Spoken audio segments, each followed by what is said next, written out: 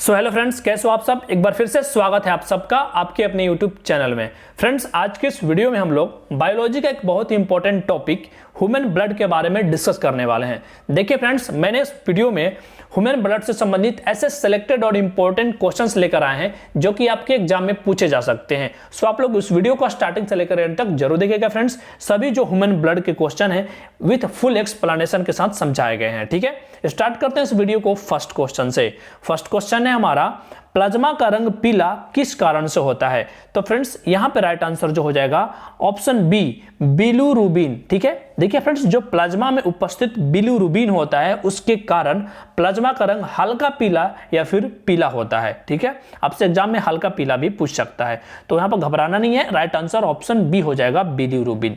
देखिए फ्रेंड्स, अब बाकी ऑप्शंस के बारे में हम लोग डिस्कस कर लेते हैं एक्सप्लेनेशन के साथ। पहला ऑप्शन है हीमोग्लोबिन। तो हीमोग्लोबिन के बारे में जितने भी क्वेश्चन एग्जाम में पूछे जा सकते हैं उन सभी क्वेश्चन को हम लोग यहां पे डिस्कस कर लेते हैं।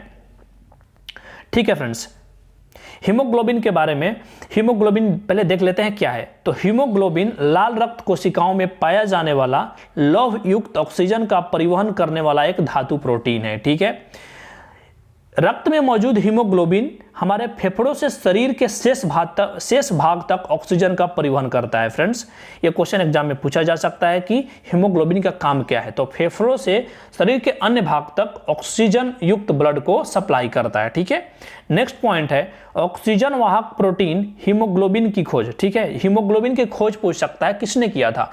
तो हुनफील्ड नामक वैज्ञानिक ने किया था। फ्रेंड्स, काफी अच्छा क्वेश्चन है, याद रखना है। कब किया था? तो 1840 में किया था। हुनफील्ड ने 1840 में हीमोग्लोबिन की खोज की थी। नेक्स्ट पॉइंट है 1959 में मैक्स पेरिट्ज ने एक्सरे क्रिस्टलोग्राफी द्वारा हीमोग्लोबिन की आणविक रचना को निश्चित किया था। एग्जाम में पूछ लिया जा सकता है कि हीमोग्लोबिन की आणविक रचना को किसने निश्चित किया था। तो मैक्स पेरिट्ज ने कब किया था? तो सन 1959 में किया था, जिसके लिए इनको सन 1962 में नोबेल पुरस्कार से सम्मानित किया गया था।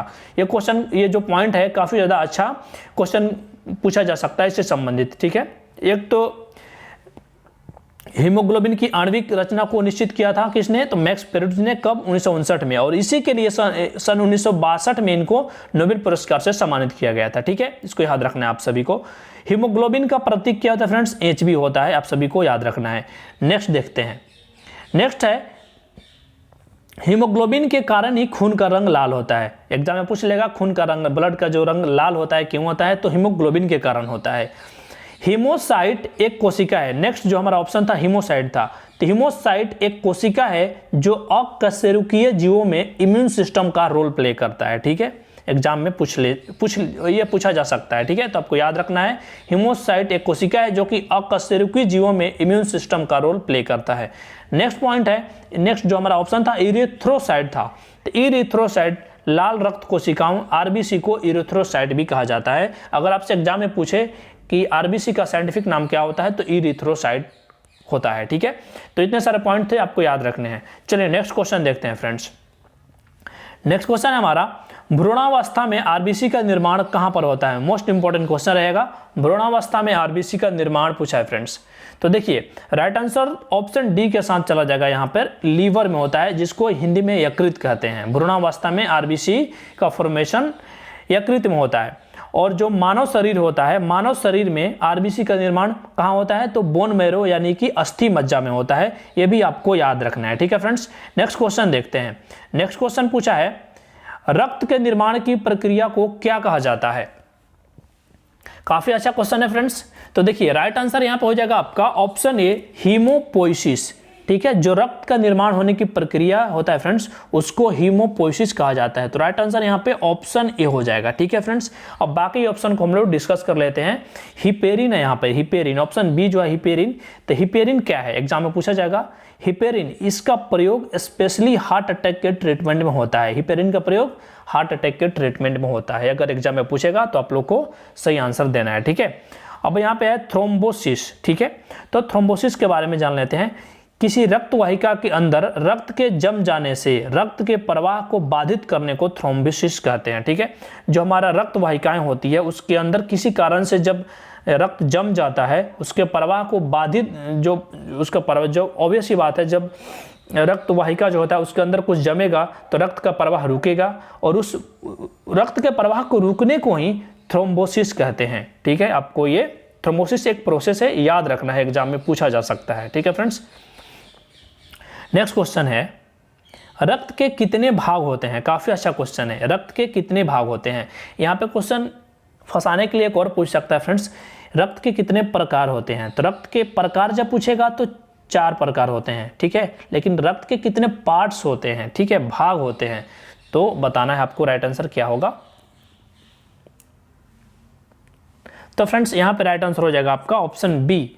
ठीक है, ऑप्शन बी 2, रक्त के 2 भाग होते हैं। देखिए फ्रेंड्स, जितने भी क्वेश्चंस का आप लोग आंसर दे सकते हैं कमेंट बॉक्स में देते चलना है। ठीक है, और वीडियो अच्छा लग रहा है तो वीडियो को लाइक कर दीजिएगा। देखिए फ्रेंड्स, रक्त के 2 भाग होते हैं। ठीक है, कौन कौन से? प्लाज्मा और कणिकाएं। ठीक है, जिसमें प्लाज्मा का प्रतिशत 55% होता है और कणिकाएं का प्रतिशत 45% होता है। कणिकाएं को इंग्लिश में कॉर्पस्कल्स कहते हैं। ठीक है फ्रेंड्स, अब देखिए, अब देखते हैं इससे संबंधित क्या क्या पूछा जा सकता है, हम लोग डिस्कस कर लेते हैं। पहले तो हम लोग रक्त के दो भाग होते हैं, पढ़ लिए। प्लाज्मा जो 55% होता है और कणिकाएं 45% होती हैं। प्लाज्मा में 90% जल होता है। एग्जाम में पूछ लेगा कि प्लाज्मा में कितने प्रतिशत जल पाया जाता है, तो 90% पाया जाता है। ठीक है, 1% ग्लूकोज और मिनरल पाया जाता है और बाकी के 9% प्रोटीन पाया जाता है। ठीक है, तो एग्जाम में ऐसे क्वेश्चन पूछा जा सकता है कि प्लाज्मा में प्रोटीन कितने प्रतिशत पाया जाता है, तो 9% पाया जाता है। ठीक है, तो इस पॉइंट को आप याद कर लेना, काफ़ी ज़्यादा इंपॉर्टेंट है। ठीक है फ्रेंड्स, ये तो हम देख लिए प्लाज्मा के बारे में। अब कणिकाएं के बारे में डिस्कस करते हैं। तो जो फ्रेंड्स कणिकाएं होती है 3 प्रकार की होती है, आरबीसी, डब्ल्यूबीसी और प्लेटलेट। ठीक है, आरबीसी का फुल फॉर्म होता है रेड ब्लड कॉर्पस्कल्स और डब्ल्यूबीसी का फुल फॉर्म होता है व्हाइट ब्लड कॉर्पस्कल्स। ठीक है, ये फुल फॉर्म भी आपको याद रखना है, एग्जाम में पूछे जा सकते हैं। अब आरबीसी का साइंटिफिक नेम पूछा जा सकता है एग्जाम में, जो कि काफी इंपॉर्टेंट है। ठीक है, आरबीसी का साइंटिफिक नेम होता है इरिथ्रोसाइट। ठीक है, जिसका लाइफ स्पेन यानी कि जीवन काल 120 दिन का होता है। आरबीसी 120 दिन में डिस्ट्रॉय हो जाता है बॉडी के अंदर। ठीक है, डब्ल्यूबीसी का साइंटिफिक नाम क्या होता है? तो ल्यूकोसाइट्स होता है डब्ल्यूबीसी का साइंटिफिक नाम। इसका जीवन काल 13 से 20 दिन तक होता है, ये भी आपको याद रखने हैं। प्लेटलेट्स का साइंटिफिक नाम थ्रोम्बोसाइट होता है। तो ये जितने भी एक्स्ट्रा पॉइंट्स है फ्रेंड्स एग्जाम में पक्का पूछे जाएंगे, इनको आपको याद रखने हैं। ठीक है, नेक्स्ट क्वेश्चन है, प्लाज्मा से फाइब्रोनोजन को निकालने पर शेष प्लाज्मा कहलाता है, क्या कहलाता है? काफी अच्छा क्वेश्चन रहेगा। प्लाज्मा से फाइब्रोनोजन को निकाल देने पर शेष प्लाज्मा जो है फ्रेंड्स वो सीरम कहलाता है। राइट आंसर यहाँ पे ऑप्शन ए हो जाएगा, सीरम। ठीक है फ्रेंड्स, अब बात करें यहाँ पे फ्रेंड्स हिपेरिन के बारे में, तो इससे पहले मैंने आपको बताया है इसका यूज हार्ट अटैक के ट्रीटमेंट में होता है, हिपेरिन का प्रयोग। बाकी आरबीसी के बारे में हम लोग जानिए, red blood corpuscles, WBC white blood corpuscles होता है। ठीक है फ्रेंड्स, यहाँ पे हमने डिस्कस किया अभी, प्लाज्मा से जब फाइब्रोनेजन के निकाल देंगे तो सीरम कहलाता है। ठीक है, अभी हमने पिछले क्वेश्चन में इसको डिस्कस किया।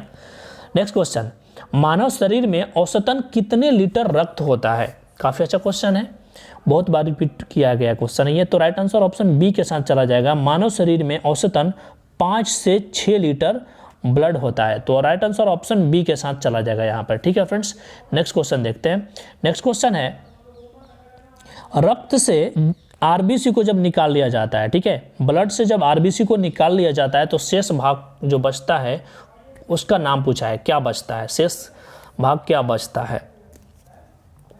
तो फ्रेंड्स यहाँ पे राइट आंसर ऑप्शन डी हो जाएगा, प्लाज्मा। ठीक है, ब्लड में से जब आरबीसी को निकाल लेंगे तो बचा हुआ पार्ट को प्लाज्मा कहते हैं, प्लाज्मा कहेंगे। तो राइट आंसर ऑप्शन डी हो जाएगा यहाँ पे, प्लाज्मा। ओके, नेक्स्ट क्वेश्चन देखते हैं।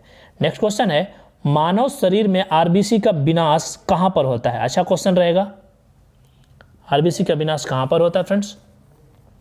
तो देखिए राइट आंसर ऑप्शन डी हो जाएगा यहाँ पर, उपयुक्त सभी।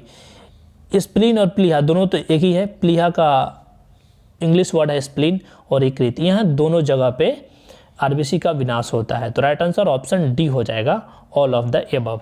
ठीक है फ्रेंड्स, अब देखिए भ्रूणावस्था में आरबीसी का निर्माण कहाँ पर होता है, आप सभी को बताना है। मैंने डिस्कस किया इससे पहले, भ्रूणावस्था में आरबीसी का निर्माण कहाँ पर होता है? मैंने बताया था ना, यकृत में होता है, भ्रूणावस्था में। भ्रूणावस्था में आरबीसी का निर्माण यकृत में होता है। और मानव शरीर में कहाँ पर होता है? कमेंट कीजिए आप लोग, मैंने इससे पहले बताया आप सभी को, फटाफट कमेंट कीजिए। आरबीसी का कब्रिस्तान किसको कहा जाता है? आरबीसी का कब्रिस्तान किसे कहा जाता है फ्रेंड्स? तो देखिए राइट आंसर हो जाएगा आपका ऑप्शन ए, आरबीसी का कब्रिस्तान कहा जाता है प्लीहा को, यानी कि स्प्लीन को। ठीक है, राइट आंसर ऑप्शन ए के साथ चला जाएगा, प्लीहा। अगला क्वेश्चन देखते हैं फ्रेंड्स। मानव शरीर में किस अंग में रक्त नहीं पाया जाता है? काफी अच्छा क्वेश्चन रहेगा, किस अंग में रक्त नहीं पाया जाता है? तो आप लोग ऑप्शन से इसको एलिमिनेट कर सकते हो। हृदय में तो पाया जाता है, फेफड़ा में पाया जाता है और यकृत में पाया ही जाता है। तो फ्रेंड्स राइट आंसर ऑप्शन ए के साथ चला जाएगा, obviously right answer option A हो जाएगा। कॉर्निया जो होता है फ्रेंड्स, ये आंख का जो ये पार्ट होता है ना, ये होता है कॉर्निया। और ये जो कॉर्निया होता है ऑक्सीजन कहाँ से लेता है? तो वायुमंडल में उपस्थित ऑक्सीजन को डायरेक्ट कॉन्टेक्ट में लेकर के ये ऑक्सीजन लेता है वायुमंडल से। ठीक है, क्योंकि ये डायरेक्ट वायुमंडल से कनेक्टेड होता है। ठीक है, ओपन होता है ना आंख हमारा, तो वहीं से ये ऑक्सीजन लेता है। ठीक है, तो राइट आंसर ऑप्शन ए के साथ चला जाएगा। ठीक है, अगला क्वेश्चन देखते हैं। अगला क्वेश्चन है, मानव शरीर के रक्त में सबसे ज़्यादा WBC कौन सी पाई जाती है? ठीक है, जो हमारा ब्लड होता है उसमें कौन सी WBC सबसे ज़्यादा पाई जाती है? तो राइट आंसर फ्रेंड्स यहाँ पे हो जाएगा आपका ऑप्शन ए। ठीक है, न्यूट्रोफिल्स एक WBC है जो कि हमारे ब्लड में सबसे ज़्यादा मात्रा में पाई जाती है। तो राइट आंसर ऑप्शन ए के साथ चला जाएगा यहाँ पर। देखिए फ्रेंड्स, अब यहाँ पे WBC जो टर्म है जिसके बारे में हम लोग पीछे डिस्कस किए, जिसका फुल फॉर्म होता है व्हाइट ब्लड कॉर्पुस्कल्स, इसके बारे में हम लोग डिस्कस करते हैं। कुछ एक्स्ट्रा पॉइंट है। WBC के 5 प्रकार होते हैं फ्रेंड्स। कौन कौन से होते हैं? एग्जाम में पूछे जा सकते हैं। तो देखिए न्यूट्रोफिल्स, लिम्फोसाइट, मोनोसाइट, इसिनोफिल्स और बेसोफिल्स, ये 5 टाइप्स होते हैं WBC के, एक जो कि आपको याद रखने हैं। नेक्स्ट क्वेश्चन है, मानव शरीर के रक्त में सबसे कम WBC कौन सी पाई जाती है? सबसे कम, अभी हम लोग सबसे ज़्यादा देखिए न्यूट्रोफिल्स जो कि होता है सबसे ज़्यादा, सबसे कम पूछा है इस बार। तो देखिए फ्रेंड्स, सबसे कम पाया जाता है बेसोफिल्स, सबसे कम basophils. Right answer option D के साथ चला जाएगा, बेसोफिल्स। सबसे ज़्यादा न्यूट्रोफिल्स, सबसे कम बेसोफिल्स, ऐसे आप लोग इसको याद रख सकते हैं। नेक्स्ट क्वेश्चन है, मानव शरीर के रक्त में सबसे बड़ी WBC कौन सी है? ठीक है, देखिए WBC से कितने सारे क्वेश्चन बन रहे हैं। सो ये जो WBC है काफ़ी ज़्यादा इंपॉर्टेंट रहेगा। मानव शरीर के रक्त में सबसे बड़ी WBC कौन सी है? तो फ्रेंड्स यहाँ पे राइट आंसर हो जाएगा आपका ऑप्शन बी, मोनोसाइट। ठीक है, ऑप्शन बी के साथ यहाँ पे राइट आंसर चला जाएगा। अगला क्वेश्चन देखते हैं। अगला क्वेश्चन है, मानव शरीर के रक्त में सबसे छोटी WBC कौन सी है? तो फ्रेंड्स यहाँ पे राइट आंसर ऑप्शन सी हो जाएगा, लिम्फोसाइट। देखिए फ्रेंड्स, अब चारों ऑप्शन को हम लोग फिर से डिस्कस कर लेते हैं। न्यूट्रोफिल्स क्या है? सबसे बड़ा WBC कौन है? न्यूट्रोफिल्स। तो सबसे छोटा कौन है? बेसोफिल्स। सबसे बड़ा WBC न्यूट्रोफिल्स, सबसे छोटा WBC बेसोफिल्स। ठीक है, सबसे ज़्यादा मात्रा में सबसे ज़्यादा मात्रा में न्यूट्रोफिल्स, सबसे कम मात्रा में बेसोफिल्स। सबसे बड़ा WBC कौन सी है? तो सबसे बड़ा WBC मोनोसी। और सबसे छोटी WBC कौन है? तो लिम्फोसाइट। ठीक है, 2 आकार में है और दो मात्रा में है। मात्रा में न्यूट्रोफिल्स और बेसोफिल्स, और जो लिम्फोसाइट है वो सबसे छोटी WBC है और बड़ी में क्वांटिटी में जो हो जाएगा अपना मोनोसाइट हो जाएगा सबसे बड़ा। ठीक है, तो राइट आंसर ऑप्शन सी के साथ यहाँ चला जाएगा। ओके, आई होप आप सभी लोग समझ गए होंगे। नेक्स्ट क्वेश्चन की तरफ बढ़ते हैं फ्रेंड्स। नेक्स्ट क्वेश्चन है अपना, रोगों से लड़ने की प्रतिरोधक क्षमता कौन प्रदान करता है? तो आप सभी को पता है फ्रेंड्स, WBC। ठीक है, WBC जो व्हाइट ब्लड कॉर्पुस्कल्स, जिसको व्हाइट ब्लड सेल भी कहते हैं, ये हमारी प्रतिरोधक क्षमता प्रदान करता है। ठीक है, लेकिन ऑप्शन में तो ये है ही नहीं, तो हम लोग कैसे इसका आंसर सही देंगे? तो देखिए फ्रेंड्स, WBC का साइंटिफिक नाम मैंने अभी आपको पढ़ाया था, जो कि होता है ल्यूकोसाइट। ठीक है, WBC का साइंटिफिक नेम ल्यूकोसाइट होता है। तो राइट आंसर क्या हो जाएगा? Option B. सिंपल सा क्वेश्चन है, right answer option B, leukocyte right answer हो जाएगा यहाँ पर। ठीक है, और फटाफट बता दो, RBC का साइंटिफिक नेम क्या होता है? इरिथ्रोसाइट होता है। ठीक है, नेक्स्ट क्वेश्चन देखते हैं। नेक्स्ट क्वेश्चन है, एलर्जी से निपटने के लिए कौन सा WBC कार्य करता है? काफ़ी अच्छा क्वेश्चन रहेगा। एलर्जी से निपटने के लिए कौन सा WBC कार्य करता है? Friends very very important question है ये। तो राइट आंसर ऑप्शन ए हो जाएगा basophils. Option A is the correct answer, जो कि सबसे कम मात्रा में पाया जाता है। ठीक है, ये भी याद रखना है, रिलेट करके आपको पढ़ना है। ठीक है, अगला क्वेश्चन, जीवाणु से निपटने के लिए कौन सा WBC काम करता है? ठीक है, पिछला क्वेश्चन क्या था? एलर्जी से निपटने के लिए बेसोफिल्स, और इस बार पूछा है जीवाणु से निपटने के लिए कौन सा WBC कार्य करता है। Very important question. तो राइट आंसर ऑप्शन बी हो जाएगा न्यूट्रोफिल्स। बेसोफिल्स एलर्जी से निपटने के लिए और जीवाणु से निपटने के लिए न्यूट्रोफिल्स। ये हो जाएगा यहाँ पर एलर्जी, जो कि पीछे हम लोग अभी पढ़े हैं। ठीक है, तो आपको याद रखने हैं। राइट आंसर यहाँ पे ऑप्शन बी हो जाएगा न्यूट्रोफिल्स। नेक्स्ट क्वेश्चन देखते हैं। नेक्स्ट क्वेश्चन है हमारा, प्रोटोजोआ और विषाणु से निपटने के लिए कौन सा WBC कार्य करता है? तो फ्रेंड्स यहाँ पे राइट आंसर हो जाएगा आपका ऑप्शन ए इसिनोफिल्स। ऑप्शन ए यहाँ पे करेक्ट आंसर हो जाएगा प्रोटोजोआ और विषाणु से निपटने के लिए। अगला क्वेश्चन देखिए फ्रेंड्स, जितने भी WBC से क्वेश्चन मैं पढ़ा रहा हूँ इनको आप पक्का याद करके ही जाना एग्जाम देने, पक्का एक नए क्वेश्चन पूछा जाएगा। मनुष्य के रक्त में WBC की कमी को क्या कहते हैं? अच्छा क्वेश्चन है। मनुष्य के रक्त में WBC की कमी को कहते हैं ल्यूकोपिनिया। राइट आंसर ऑप्शन ए के साथ चला जाएगा। Very important question. अब नेक्स्ट क्वेश्चन काफ़ी इंटरेस्टिंग है। मनुष्य के रक्त में WBC के बढ़ने को क्या कहते हैं? ठीक है, घटने को तो ल्यूकोपिनिया कहते हैं, बढ़ने को क्या कहते हैं? तो ल्यूकोमिया कहते हैं। वेरी वेरी इंपॉर्टेंट क्वेश्चन, कई बार एग्जाम में रिपीट हुआ है। ठीक है, ल्यूकोमिया राइट आंसर हो जाएगा यहाँ पर। ठीक है फ्रेंड्स, नेक्स्ट क्वेश्चन देखते हैं। नेक्स्ट क्वेश्चन है, मनुष्य के रक्त में WBC के बढ़ने से कौन सी बीमारी होती है? ये भी क्वेश्चन फ्रेंड्स रेलवे एग्जाम में कितने बार रिपीट हुआ है मैं बता नहीं सकता हूँ। राइट आंसर ऑप्शन ए हो जाएगा ब्लड कैंसर हो जाएगा यहाँ पर। ठीक है, मनुष्य के रक्त में जब WBC की संख्या बढ़ जाती है तो उसको हम लोग ल्यूकेमिया कहते हैं, और ल्यूकेमिया को ही ब्लड कैंसर कहा जाता है। क्या? ल्यूकेमिया। ठीक है, ब्लड कैंसर कहते हैं। ठीक है, नेक्स्ट क्वेश्चन देखते हैं फ्रेंड्स। प्लेटलेट का वैज्ञानिक नाम पूछा है। प्लेटलेट का वैज्ञानिक नाम बताना है, क्या होगा? ओके, तो देखिए friends, right answer option C हो जाएगा यहाँ पर थ्रोम्बोसाइट। ठीक है, प्लेटलेट का वैज्ञानिक नाम क्या हो जाएगा? Thrombocyte. Right answer option C हो जाएगा। अब ऑप्शन ए इरिथ्रोसाइट बताना है। मैंने कितना बार रिपीट किया, इरिथ्रोसाइट किसका वैज्ञानिक नाम है? तो इरिथ्रोसाइट जो है RBC रेड ब्लड सेल का वैज्ञानिक नाम है इरिथ्रोसाइट, और ल्यूकोसाइट WBC का। ठीक है, आपको ये भी याद रखने, एग्जाम में पूछे जा सकते हैं। नेक्स्ट क्वेश्चन है, प्लेटलेट का निर्माण कहाँ पर होता है? तो फ्रेंड्स यहाँ पे राइट आंसर हो जाएगा आपका ऑप्शन ए अस्थि माजा बोन मैरो में। और RBC का कहाँ पे होता है फ्रेंड्स? फटाफट बता दो। RBC का भी यहीं होता है, रेड ब्लड सेल का भी अस्थि माजा बोन मैरो में ही होता है। और विनाश कहाँ पे होता है? स्प्लीन प्लीहा में। प्लेटलेट की संख्या का बढ़ना क्या कहलाता है? प्लेटलेट की संख्या का बढ़ना क्या कहलाता है?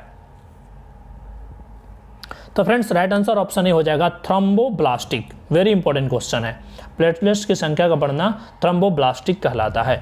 अगला क्वेश्चन, कॉकरोच का रक्त का रंग कैसा होता है? कॉकरोच के रक्त का रंग पूछा फ्रेंड्स, तो राइट आंसर ऑप्शन ए हो जाएगा यहाँ पर सफ़ेद होता है। वेरी इंपॉर्टेंट क्वेश्चन है, एग्जाम में कई बार पूछ लिया जाता है। कॉकरोच के रक्त का रंग सफ़ेद किस कारण से होता है? सफ़ेद तो होता है, किस कारण से होता है बताइए? तो देखिए राइट आंसर यहाँ पे हो जाएगा आपका haemolymph. Option B correct answer होगा। नेक्स्ट क्वेश्चन, ऑक्टोपस के रक्त का रंग कैसा होता है? ठीक है, रक्त का रंग ऑक्टोपस का, तो friends right answer option B हो जाएगा नीला होता है। नेक्स्ट क्वेश्चन है, रक्त के थक्का जमाने वाला मुख्य प्रोटीन कौन सा है? तो फ्रेंड्स राइट आंसर यहाँ पे ऑप्शन सी हो जाएगा फाइब्रोनोजेन। ठीक है, रक्त का थक्का जमाने वाला मुख्य प्रोटीन कौन सा है? तो फाइब्रोनोजेन होता है। और विटामिन कौन सा है? विटामिन के। नेक्स्ट क्वेश्चन, किसकी उपस्थिति के कारण रक्त का थक्का नहीं जमता है? Very important question. तो friends right answer option A हो जाएगा हिपेरिन की उपस्थिति के कारण रक्त का थक्का नहीं जमता है। तो राइट आंसर ऑप्शन ए हो जाएगा यहाँ पर। ठीक है, अगला क्वेश्चन, एंटीबॉडी कितने प्रकार के होते हैं? तो friends right answer option C हो जाएगा यहाँ पर 2 प्रकार के होते हैं। ठीक है, एंटीबॉडी 2 प्रकार के होते हैं। और एंटीजन कितने प्रकार के होते हैं? एंटीजन भी 2 प्रकार के होते हैं। तो राइट आंसर ऑप्शन बी हो जाएगा यहाँ पर। तो फ्रेंड्स ये था हमारा ग्रुप डी के लिए साइंस बायोलॉजी का प्रैक्टिस सेट, जो कि आपके एग्जाम में आने वाले में जब जो आगे आने वाला एग्जाम है आपका उसमें पूछा जा सकता है, ठीक है। तो अगर और हाँ, अभी आप लोग जाकर कमेंट बॉक्स में बताइए कि आपने कितने क्वेश्चंस का सही आंसर किया। मिलते हैं एक नए वीडियो में, तब तक के लिए ऑल द बेस्ट। चैनल को जरूर से जरूर सब्सक्राइब कर लेना।